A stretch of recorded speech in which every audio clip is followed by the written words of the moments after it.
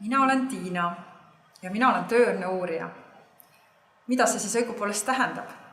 Nimelt ma aitan selles muutuvas maailmas inimestel üles leida nende anded, huvid ja võimed ja leida siis see tulevik, mis neid paelub. Ja seda meie koos siin Johannes Mihkelsoni kursusel teemegi. Nimelt eluiga ju pikeneb, inimesed elavad kauem aktiivsed ja me peame olema siis valmis ka selleks, et 90-selt tõepoolest möllu panna. Veel on vahepeal muutunud see, et on juurde tulnud täiesti uusi erialasid, millest me pole aimu ja võib-olla me ka iseennast ei tunne piisavalt. Aga siin käivad koos väga lahedad inimesed, kellega koos iseenda peale mõtiskleda ja ka teisi inspireerida. Nii et oled väga oodatud siia kursusele.